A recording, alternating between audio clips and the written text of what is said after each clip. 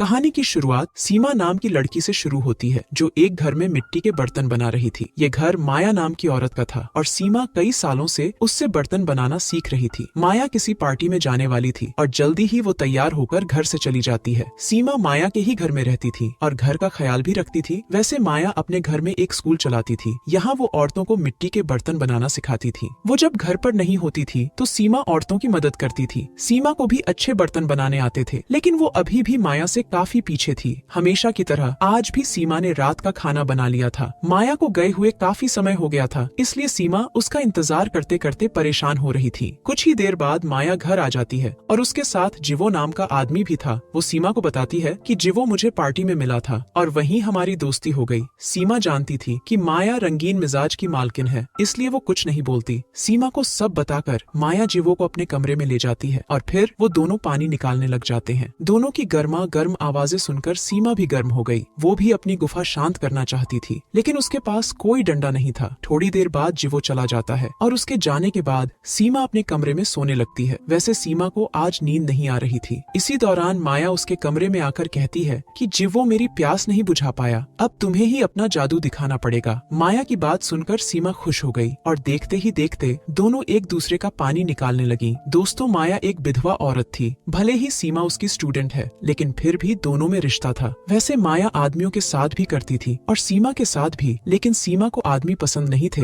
इसलिए वो सिर्फ माया के साथ अपनी प्यास बुझाती थी। अगले दिन दोनों साथ मिलकर नाश्ता करती है और फिर सीमा एक मंदिर में चली जाती है। सीमा को मंदिर आना पसंद था, इसलिए वो रोज मंदिर आती थी। इसके बाद वो बाजार में आकर दारू खरीदती है, क्योंकि माया काफी दारू पीती थी और उसी ने सीमा से दारू लाने को कहा था। कुछ देर बाद जब वो घर वापस आई तो उसे दरवाजे पर जॉय नाम का लड़का मिलता है। जॉय भी मिट्टी के बर्तन बनाना सीखने आया था। माया सीमा को सब बताती है कि मुझे जॉय का फोन आया था। ये दूसरे शहर में रहता है, लेकिन जब तक ये बर्तन बनाने में माहिर नहीं हो जाता तब तक हमारे घर में ही रहेगा। सीमा को जॉय का घर में रुकना पसंद नहीं आता, लेकिन वो माया के फैसले के खिलाफ नहीं जा सकती थी। थोड़ी देर बाद माया जॉय को कपड़े देती है ताकि उन्हें पहनकर वो बर्तन बना सके। जॉय माया के सामने ही कपड़े बदलता है और उसका शरीर देखकर माया गर्म हो जाती है। कपड़े बदलने के बाद जॉय बर्तन बनाने लगा। माया का ध्यान उसके काम पर कम बल्कि उसके शरीर पर ज्यादा था। रात को तीनों मिलकर खाना खाते हैं और माया खाने के साथ साथ दारू भी पी रही थी। खाना खाने के बाद जॉय अपने कमरे में था और वो फोन पर अपनी लवर सोनिया से बातें कर रहा था। इसी बीच दरवाजे पर आहट होती है, जिसे सुनकर वो फोन काट देता है। दरवाजे पर माया खड़ी थी, जो जॉय को देखकर मुस्कुरा रही थी। कुछ ही देर बाद दोनों बातें करते करते बाहर आ गए और उनकी बातें सुनकर सीमा जाग गई। माया बातें करते करते जॉय का डंडा पकड़ लेती है, जिसके बाद दोनों एक दूसरे का पानी निकालने लग जाते हैं। सीमा ने भी दोनों को पानी निकालते देख लिया था, जिसे देखकर वो उदास हो गई थी। वो माया से बेहद प्यार करती थी और उसे किसी और के साथ नहीं देख सकती थी। अगली सुबह माया नाश्ता बना रही थी। सीमा उससे तो ठीक से बात करती है, लेकिन वो जॉय पर बेहद गुस्सा थी। नाश्ते के दौरान भी सीमा उदास थी। वैसे माया को सब पता था कि वो उदास क्यों है, लेकिन फिर भी वो उसकी उदासी दूर करने की कोशिश नहीं करती। थोड़ी देर बाद माया किसी काम से बाहर चली गई, जबकि सीमा घर की सफाई कर रही थी। इसी बीच जॉय उसके पास आकर पूछता है, क्या तुम्हारा कोई प्रेमी है? सीमा उसे बताती है कि मेरा कोई प्रेमी नहीं है। अब जॉय उससे कहता है कि मैं तुम्हारा पानी निकालना चाहता हूँ।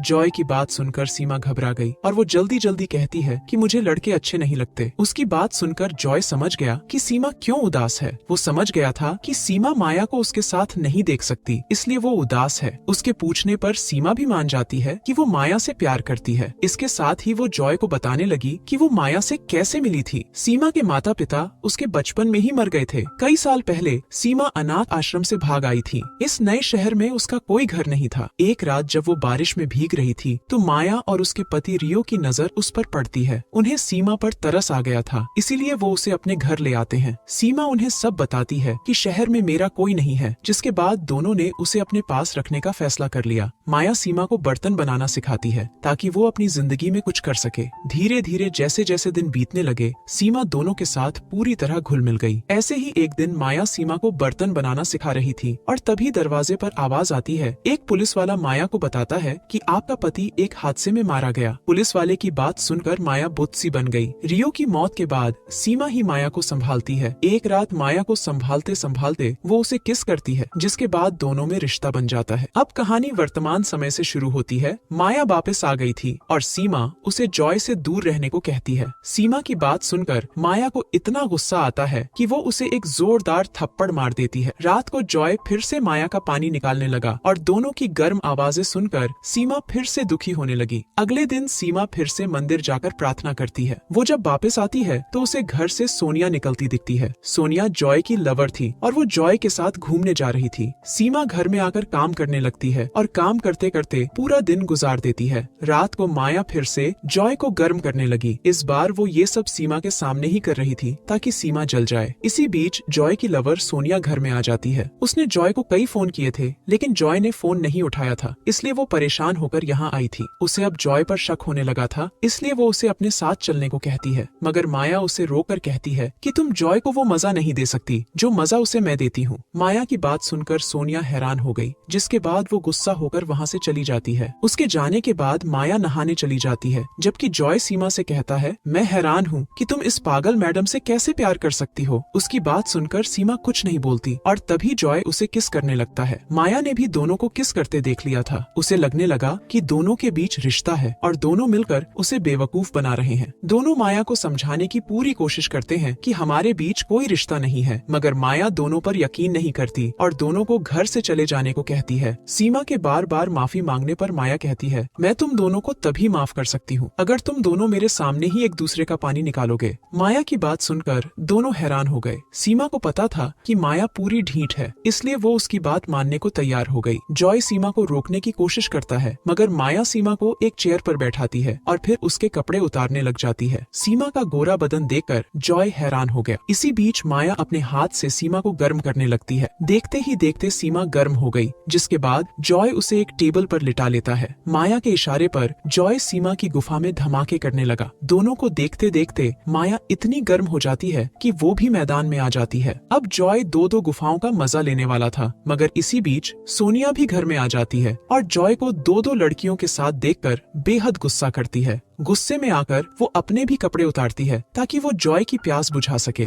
जॉय जब उसे रोकने की कोशिश करता है तो सोनिया उसके हाथ पर हमला करती है। इसके बाद वो माया को मारने की कोशिश करती है, लेकिन सीमा बीच में आकर जख्मी हो जाती है। सीमा ने खुद की जान खतरे में डालकर माया को बचा लिया था। सोनिया जॉय और सीमा को जख्मी कर घर से भाग गई थी। अब कहानी कुछ महीनों बाद माया के घर से शुरू होती है। सीमा को अस्पताल से छुट्टी मिल गई थी और वो माया से मिलने आई थी। जॉय भी अपने घर चला गया था, इसलिए घर में सिर्फ माया ही थी। वो जब सीमा को छूने की कोशिश करती है तो सीमा उसके चेहरे पर कई थप्पड़ मारती है। पहले सीमा माया से प्यार करती थी, लेकिन अब उसका प्यार नफरत में बदल गया था। उसे समझ आ गया था कि माया अपना पानी निकालने के लिए कुछ भी कर सकती है। कहानी के आखिर में सीमा माया का घर हमेशा हमेशा के लिए छोड़ देती है। इसी के साथ इस कहानी का यही अंत हो जाता है। हमारी वीडियो देखने के लिए बहुत बहुत धन्यवाद। अगर आप ऐसी ही वीडियोस के दीवाने हैं तो प्लीज मेरे चैनल को जरूर सब्सक्राइब करें। मिलते हैं अगली वीडियो में, तब तक के लिए नमस्कार।